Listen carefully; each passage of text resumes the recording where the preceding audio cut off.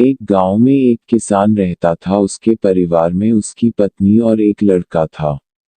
कुछ सालों के बाद पत्नी की मृत्यु हो गई। उस समय लड़के की उम्र 10 साल थी। किसान ने दूसरी शादी कर ली। उस दूसरी पत्नी से भी किसान को एक पुत्र प्राप्त हुआ। किसान की दूसरी पत्नी की भी कुछ समय बाद मृत्यु हो गई। किसान का बड़ा बेटा जो पहली पत्नी से प्राप्त हुआ था, जब शादी के योग्य हुआ तब किसान ने बड़े बेटे की शादी कर दी। फिर किसान की भी कुछ समय बाद मृत्यु हो गई। किसान का छोटा बेटा जो दूसरी पत्नी से प्राप्त हुआ था और पहली पत्नी से प्राप्त बड़ा बेटा दोनों साथ साथ रहते थे। कुछ समय बाद किसान के छोटे लड़के की तबीयत खराब रहने लगी। बड़े भाई ने कुछ आसपास के वैद्यों से इलाज करवाया पर कोई राहत ना मिली।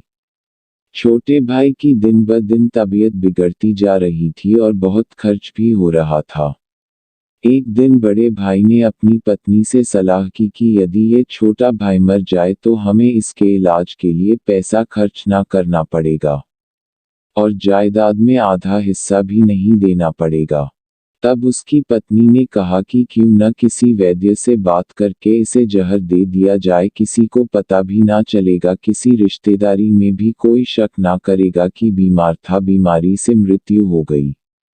बड़े भाई ने ऐसे ही किया। एक वैद्य से बात की कि आप अपनी फीस बताओ, ऐसा करना, मेरे छोटे बीमार भाई को दवा के बहाने से जहर देना है।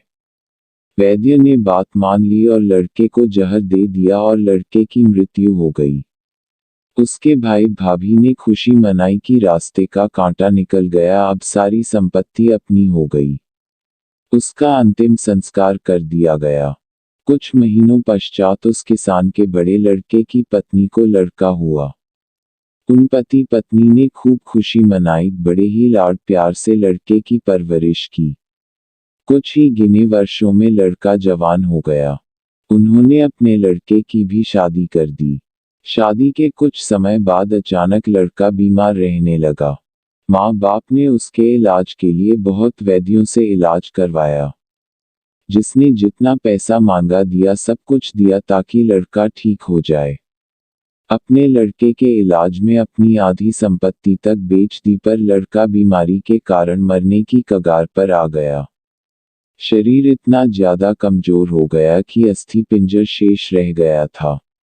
एक दिन लड़के को चारपाई पर लेटा रखा था और उसका पिता साथ में बैठा अपने पुत्र की ये दयनीय हालत देखकर दुखी होकर उसकी ओर देख रहा था। तभी लड़का अपने पिता से बोला कि भाई, अपना सब हिसाब हो गया, बस अब कफन और लकड़ी का हिसाब बाकी है, उसकी तैयारी कर लो।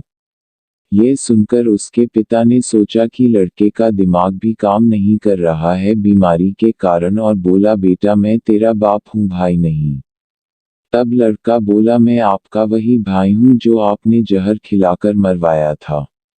जिस संपत्ति के लिए आपने मरवाया था मुझे, अब वो मेरे इलाज के लिए आधी बिक चुकी है, आपकी शेष है, हमारा हिसाब हो गया। तब उसका पिता फूट फूट कर रोते हुए बोला कि मेरा तो कुल नाश हो गया, जो किया मेरे आगे आ गया। पर तेरी पत्नी का क्या दोष है जो इस बेचारी को जिंदा जलाया जाएगा। उस समय सती प्रथा थी जिसमें पति के मरने के बाद पत्नी को पति की चिता के साथ जला दिया जाता था। तब वो लड़का बोला कि वो वैद्य कहाँ है जिसने मुझे जहर खिलाया था। तब उसके पिता ने कहा कि आपकी मृत्यु के 3 साल बाद वो मर गया था।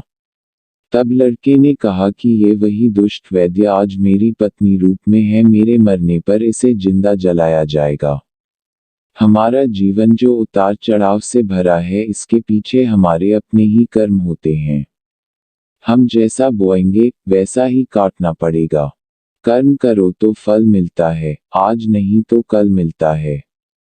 जितना गहरा अधिक हो कुआं, उतना मीठा जल मिलता है।